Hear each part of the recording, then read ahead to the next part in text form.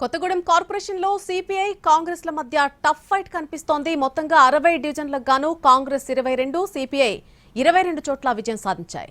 దాంతో బీఆర్ఎస్ సిపిఐకి మద్దతు ప్రకటించింది. దాంతో సిపిఐ బలం 30కి చేరుకుంది. అయితే సిపిఐ బీఆర్ఎస్ మద్దతు తీసుకుంటుందా లేక కాంగ్రెస్ తో జతకడుతుందా అన్నది ప్రస్తుతం ఉత్కంఠగా మారింది. ఇదే అంశంపై పూర్తి అప్డేట్స్ మా ప్రతినిధి భూపాల్ అందిస్తారు. భూపాల్, నల్లి కొత్తగూడెం కార్పొరేషన్ అనేది అంటే ఉమ్మడి ఖమ్మం జిల్లాలో ఏకైక కార్పొరేషన్ కొత్తగూడెం ఉంది. అయితే ఖమ్మం కార్పొరేషన్ ఉన్నప్పటికీ అది ఎన్నిక జరగలేదు. ఇప్పుడు కొత్తగూడెం కార్పొరేషన్కి ఎన్నిక జరిగింది. దీనికి సంబంధించి ఉత్కంఠభరితమైన పరిస్థితి. గతంలో సిపిఐ కాంగ్రెస్ అలయన్స్ కలిసి ఎమ్మెల్యే ఎన్నికల్లో ఎంపీ ఎన్నికల్లో ఉన్నప్పటికీ గత పంచాయతీ ఎన్నికల నుంచి వీరి మధ్య కొంత గ్యాప్ ఏర్పడిన పరిస్థితి ఏర్పడింది. కొత్తలో ఎమ్మెల్యే కోననేని సాంబశివరికి గతంలో కాంగ్రెస్ సపోర్ట్ చేసి గెలిపించడం జరిగింది. ఆ తర్వాత ఎంపీ ఎన్నికల్లో కూడా కాంగ్రెస్కి సిపిఐ అదే విధంగా సపోర్ట్ చేసింది. కానీ గత కొద్ది రోజులుగా సిపిఐకి అదేవిధంగా కాంగ్రెస్కి మధ్య ఇక్కడ మాత్రమే కొంత గ్యాప్ ఏర్పడింది. ఆ గ్యాప్ ఏర్పడిన నేపథ్యంలో పంచాయతీ ఎన్నికలు కూడా విడివిడిగా పోటీ చేశారు. ఇప్పుడు కూడా విడివిడిగా పోటీ చేశారు. పంచాయతీ ఎన్నికలు కూడా సమానమైన సర్పంచుల్ని రెండు పార్టీలు సంపాదించుకోగా ఇప్పుడు కూడా అదే పరిస్థితి ఏర్పడింది. ప్రస్తుతం అయితే అంటే కాంగ్రెస్కి 22 స్థానాలు, అదేవిధంగా సిపిఐకి 22 స్థానాలు కూడా లభించినాయి. ఈ నేపథ్యంలో అయితే సిపిఐ మాత్రం ఇండిపెండెంట్గా 6 వచ్చిన నేపథ్యంలో ఆ ఇండిపెండెంట్లో కొంతమంది మా వాళ్ళు ఉన్నారు. ఇండిపెండెంట్లో తమ మద్దతుతో గెలుచున్న వాళ్ళు ఉన్నారు. వీరితో కలుపుకొని తమ బలం 24గా ఉన్నట్లుగా కొత్తగూడెం సిపిఐ జిల్లా కార్యదర్శి సాబీర్ పాషా కొద్దిసేపటి క్రితం స్పష్టం చేశారు. దీనికి సంబంధించి ఎవరి మద్దతు ఏ విధంగా తీసుకుంటారనేది కొంత గందరగోళమైన పరిస్థితి అయితే ఉంది.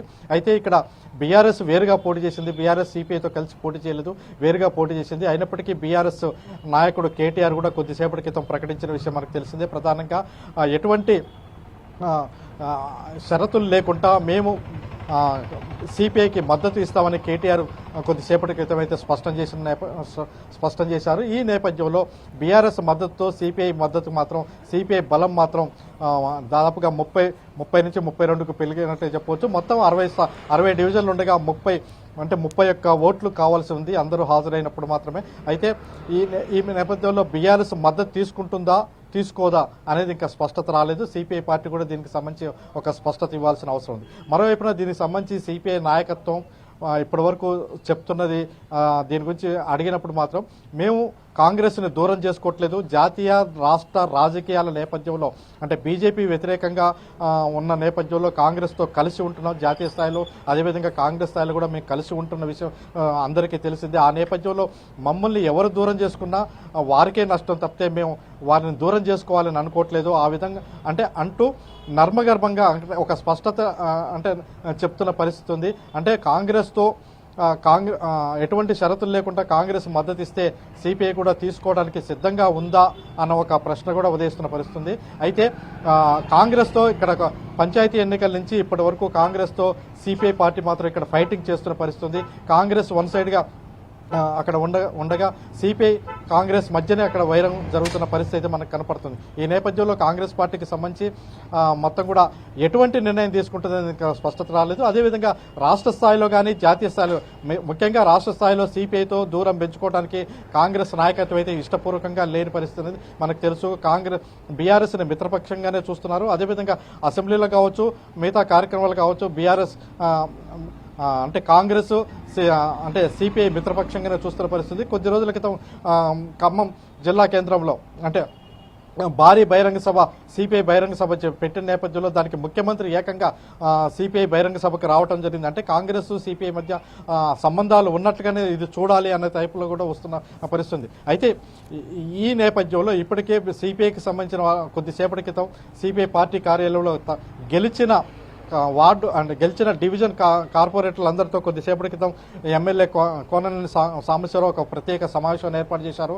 ఎలా ఉండాలి, రేపు మేయర్ పదవి కోసం ఎలా ఉండాలి, ఎలా పోటీ పడాలి అనే విషయంలో కూడా చర్చించినట్టుగా తెలుస్తుంది. వీళ్ళందరినీ క్యాంపు రాజకీయాలు కూడా ఇప్పుడే ప్రారంభమయ్యేటట్లుగా కనపడుతుంది.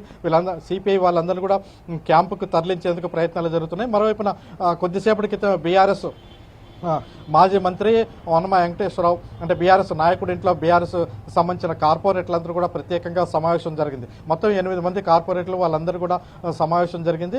అయితే ఇక్కడ ఇండిపెండెంట్లు అయితే కొంత కీలకంగా వ్యవహరించే పరిస్థితి. ఇండిపెండెంట్లు 6 ఉన్నప్పటికీ 6లో 2 మాత్రం సిపిఐకి మద్దతుదారని వాళ్ళు గెలిచారని చెప్తున్నారు. ఈ నేపథ్యంలో ఈ కొత్తగూడెం మేయర్ పదవికి సంబంధించి రాజకీయం ఎటుమలుతుందని చెప్పలేని పరిస్థితి.